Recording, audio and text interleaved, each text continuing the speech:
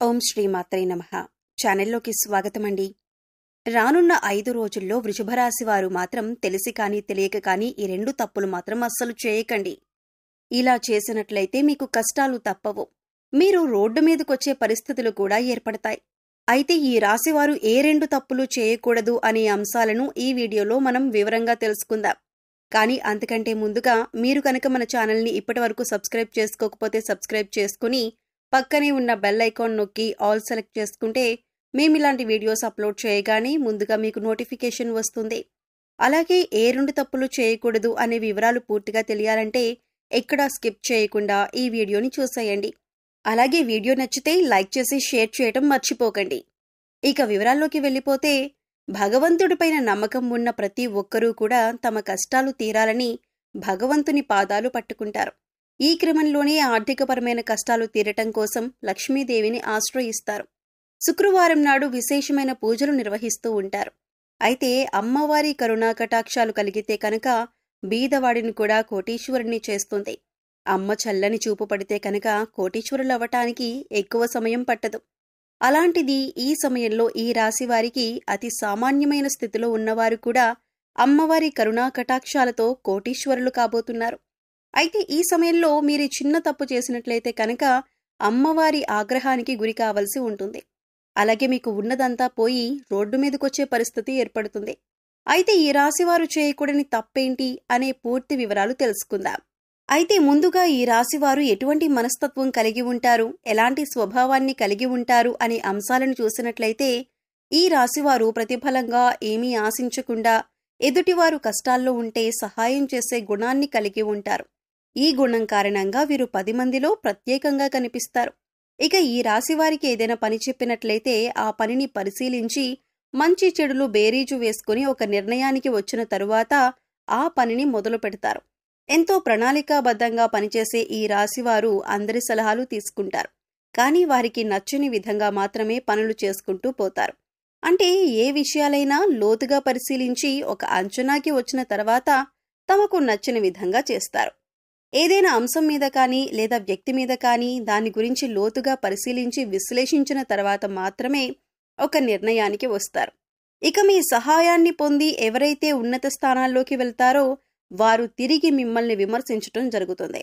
వారి నుంచి ఎటువంటి సహాయం అందకపోవటం వలన మీరు మానసికంగా కుంగిపోతారు. ఈ రాశివారికి దాన ధర్మాలు చేయటం, కష్టాల్లో ఉన్న వారిని ఆదుకోవటం, నా అన్నవారిని ఉన్నత స్థానాల్లో నిలబెట్టటం, తమ వారు తప్పు చేసినా సర్దుకుపోవటం వంటి గుణాలను కలిగి ఉంటారు. అయితే ఈ రాశివారు ఎంత కష్టపడినా కూడా వారి కష్టానికి తగ్గ ప్రతిఫలం లభించదు.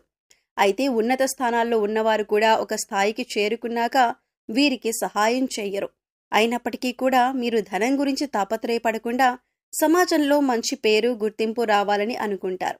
ఎక్కువగా తమకు అప్పగించిన పని అది ఉద్యోగపరంగా కానీ, వ్యాపారపరంగా కానీ లేదా విద్యపరంగా కానీ తమకు అప్పగించిన పనిని పూర్తి స్థాయిలో తమ శక్తియుక్తులను ఉపయోగించి తమ తెలివితేటలతో పనిని పూర్తి చేయటానికి ప్రయత్నిస్తారు.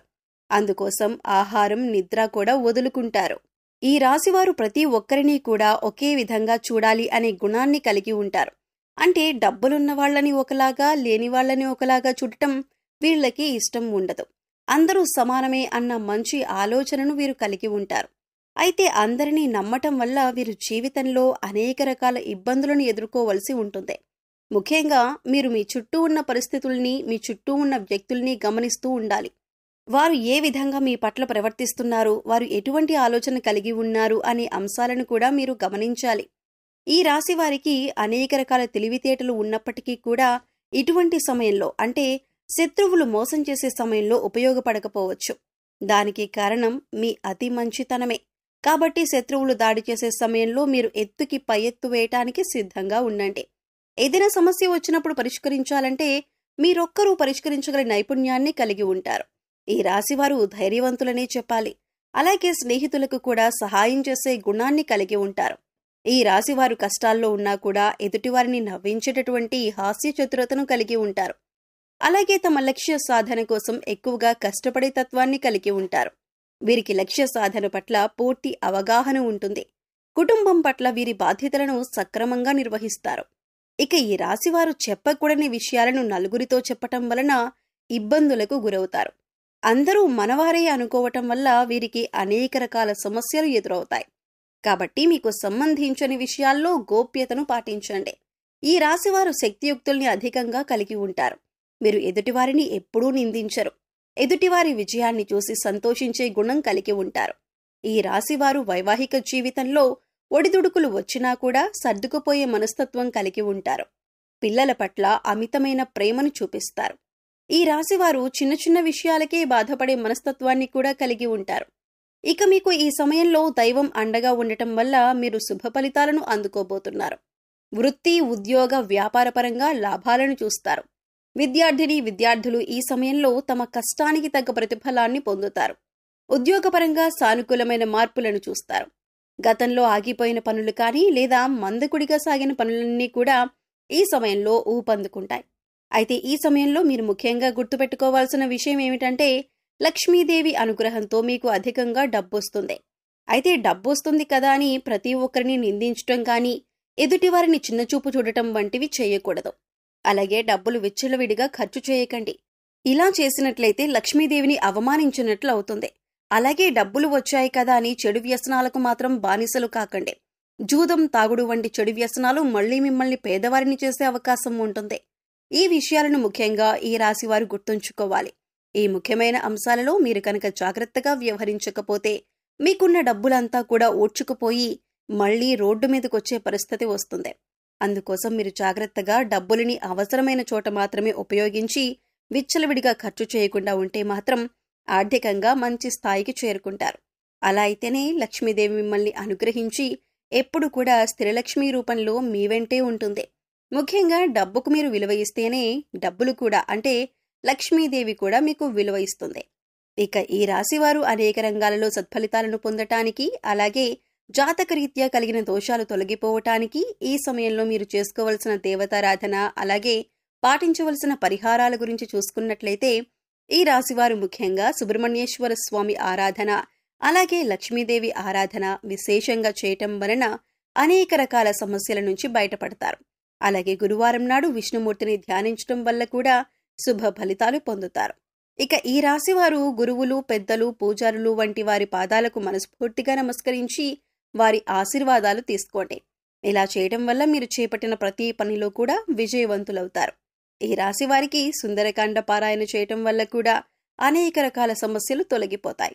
మీకు ప్రతి పనిలో వచ్చే చిక్కుముడులన్నీ కూడా వాటంతటవే విడిపోతాయి. ఈ రాశివారు శుక్రవారం నాడు లక్ష్మీదేవికి విశేషమైన పూజలు నిర్వహించటం వల్ల ఆర్థికంగా మరింతగా బలపడతారు. ఆర్థికంగా నిలదొక్కుంటే అప్పుల సమస్యల నుంచి బయటపడతారు. సో చూశారు కదండి, ఈ రాశివారు మరో 5 రోజుల్లో ఏ 2 తప్పులు చేయకూడదు. అలాగే లక్ష్మీదేవి అనుగ్రహం కోసం ఈ రాశివారు చేయవలసిన దేవతారాధన, పరిహారాల గురించి ఈ వీడియోలో మనం వివరంగా తెలుసుకున్నాం కదా. ఈ వీడియో మీకు నచ్చినట్లయితే లైక్ చేయండి. మీ ఫ్రెండ్స్ అండ్ ఫ్యామిలీ మెంబర్స్లో ఎవరైనా వృషభ రాశి వారు ఉన్నట్లయితే వారితో ఈ వీడియోని షేర్ చేసుకోండి. అలాగే ఇప్పటి వరకు మన ఛానల్ని కనుక సబ్స్క్రైబ్ చేసుకోకపోతే సబ్స్క్రైబ్ చేసుకొని పక్కనే ఉన్న బెల్ ఐకాన్ నొక్కి ఆల్ సెలెక్ట్ చేసుకుంటే మేము ఇలాంటి వీడియోస్ అప్లోడ్ చేయగానే ముందుగా మీకు నోటిఫికేషన్ వస్తుంది. మరో చక్కటి వీడియోతో మళ్ళీ కలుద్దామండి. ఓం శ్రీ మాత్రే నమః.